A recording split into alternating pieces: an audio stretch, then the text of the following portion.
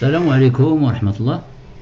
هذا تمرين d'arithmétique حول الحسابيات بالنسبة لمستوى البكالوريا علوم رياضية. Voici un exercice d'arithmétique niveau bac sciences maths. Montrez que pour tout n supérieur ou égal à 2, n entier naturel, bien sûr, n à la puissance 5 est congru à n modulo 30. Idem, pour résoudre cet exercice, je vais rappeler quelques prérequis. نذكر بعض المكتسبات القبلية. عفوا. المكتسب القبلي الأول وهو ما نسميه ب petit théorème de Fermat. اش كيقول le petit théorème de Fermat? Alors il dit quel que soit P un nombre premier, je note l'ensemble des nombres premiers sous cette forme, P comme ça, comme nous avons noté Z, N, etc. avec deux barres ici. Et pour tout A appartenant à Z, le théorème de Fermat dit que A à la puissance P est congru à A modulo P. Par exemple, je vous donne un petit exemple d'application du petit théorème de Fermat. Par exemple, prenons un A quelconque de Z et prenons 7. 7 est un nombre premier. Alors, A à la puissance 7 est congru à A modulo 7. C'est pas difficile à appliquer. هذا le premier rappel.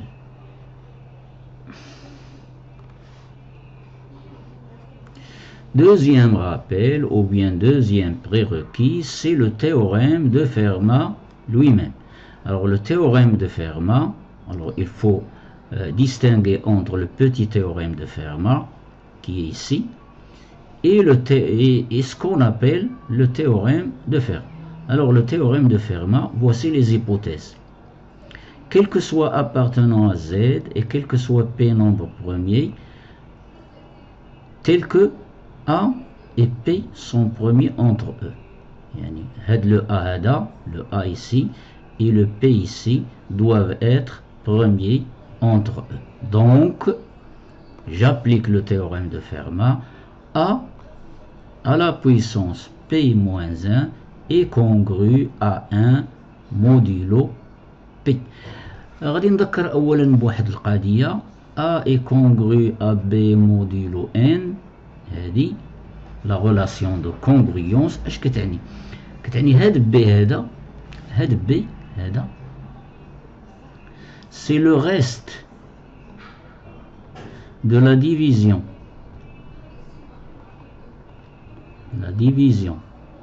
de A par N. يعني ملي كنرسم هذاك الرسم ديال لا ديفيزيون euclidienne, alors quand je divise A par N, je trouve un quotient ici quelconque et je trouve un reste ici. هاد le B هذا راه هو le reste de la division de A par N. Et ce qu'on écrit comme ça. هاد الكتبة هذه cette écriture, celle-là, elle traduit ce schéma, cette division. Donc j'efface ceci, j'ai pas besoin de ça, mais il faut le connaître, il faut le savoir par cœur. Donc j'ai rappelé le théorème de Fermat.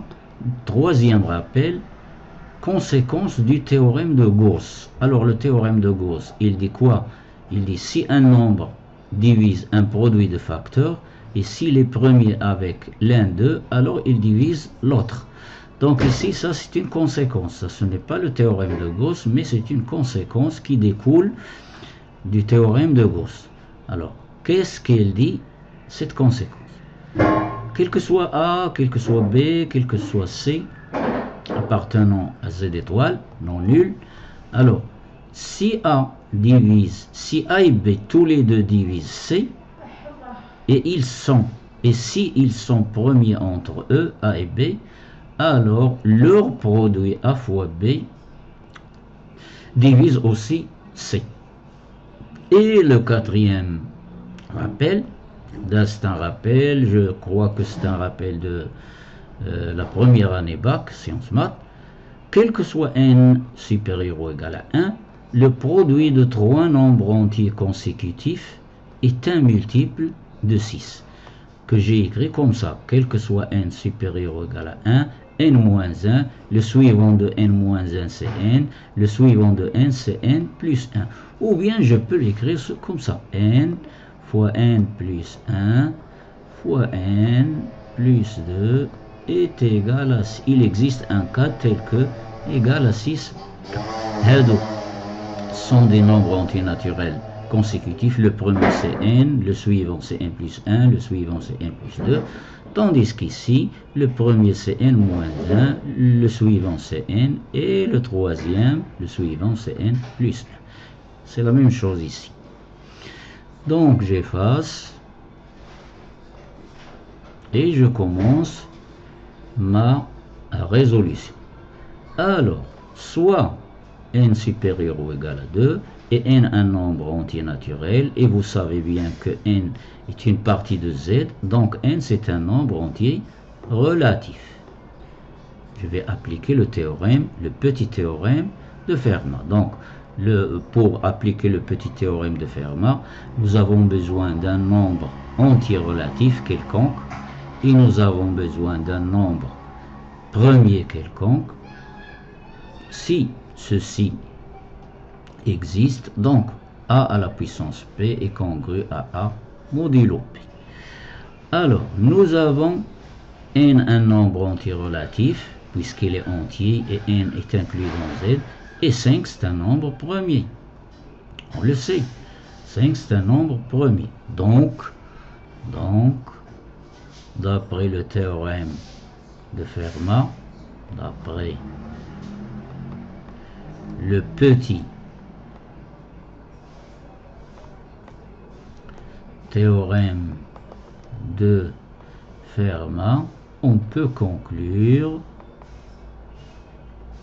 je peux conclure que n à la puissance 5, puissance p, est congru à n modulo p. P c'est 5.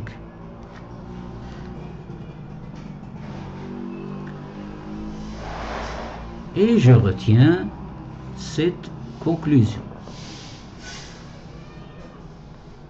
ou bien ce résultat, que j'appelle numéro 1.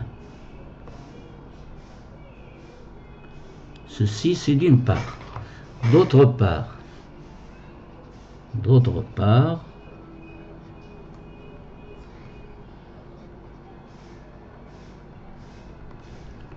je prends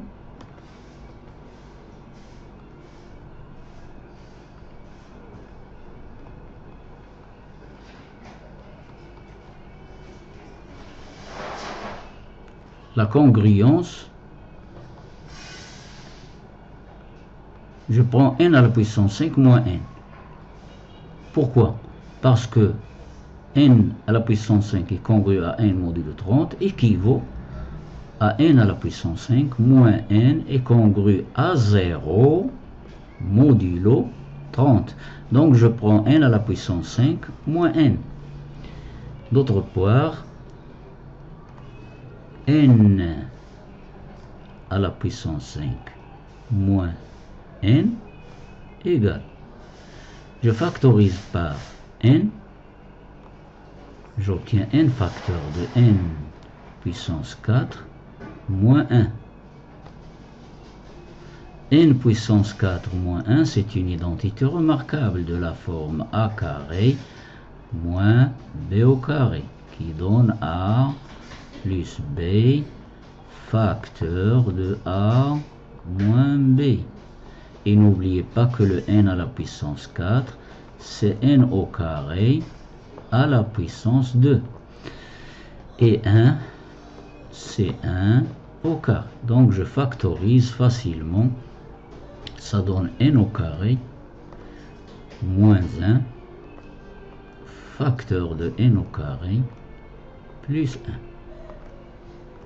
1 égale n au carré moins 1, c'est une identité remarquable qui donne n facteur de n plus 1 facteur de n moins 1 facteur de n au carré plus 1.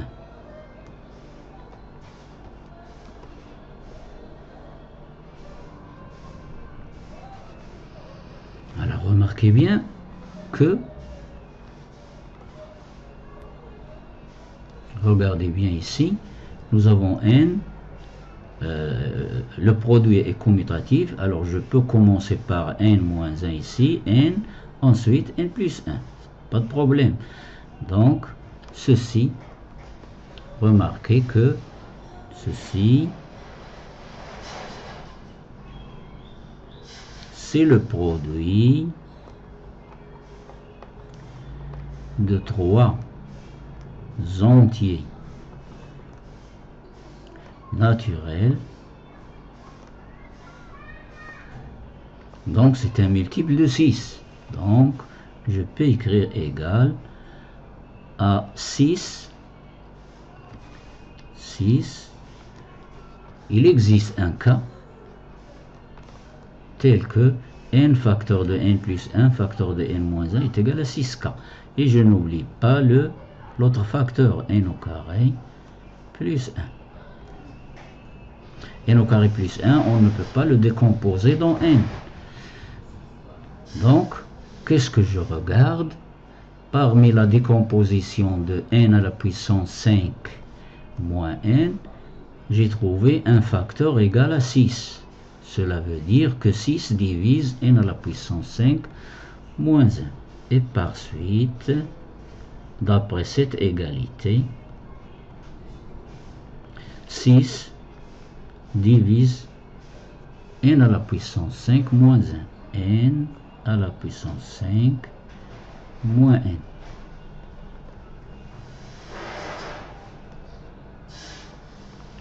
Elle dit, et c'est là, elle dit, ce qui équivaut, avant de l'encadrer, je vais écrire, je ne l'ai pas développé, pardon, et ceci c'est équivaut à quoi?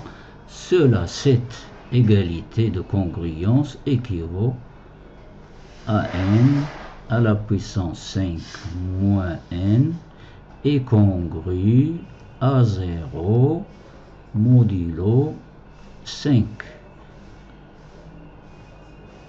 Comme j'ai rappelé, ceci c'est un reste. Ceci reste.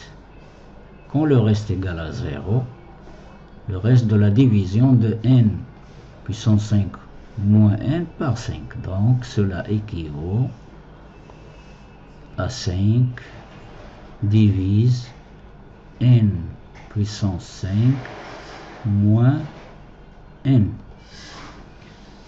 Alors ici, j'encadre tout ici. Et ce résultat, je l'appelle 1, celui-là, que j'ai souligné, celui-là. Donc, maintenant, je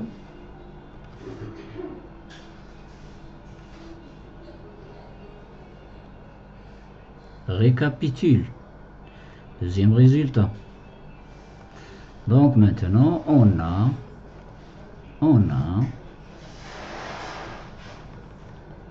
trois choses. 5 divise n puissance 5 moins n, n puissance 5 moins n, d'après le résultat numéro 1, et 6 divise n à la puissance 5 moins n, d'après le résultat numéro 2, et 5 et 6 sont premiers entre eux. 5 et 6 sont premiers entre E. Des hypothèses. Donc, la conclusion, d'après la conséquence du théorème de Gauss, que j'ai rappelé ici, si deux nombres A et B divisent le même nombre, et s'ils sont premiers entre eux, alors leur produit divise ce nombre. Donc, alors ici j'ai deux nombres 5 et 6 qui divisent le même nombre n à la puissance 5 moins n, n à la puissance 5 moins n, et ils sont premiers entre eux. Donc, d'après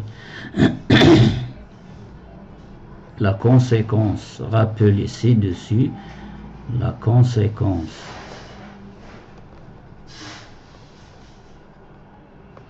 du théorème de Gauss ci-dessus, rappelé ci-dessus, on conclut que le produit 5 et 6, on conclut que le produit de ces deux nombres, c'est-à-dire 5 fois 6, que 30, le produit c'est 30, divise ce nombre, n à la puissance 5 moins n. Et puisque 30 divise n à la puissance 5 moins n, c'est-à-dire le reste est égal à 0. C'est-à-dire le reste de la division n à la puissance 5 moins n est congru au reste de la division par 30. Le reste vaut 0, puisqu'il divise.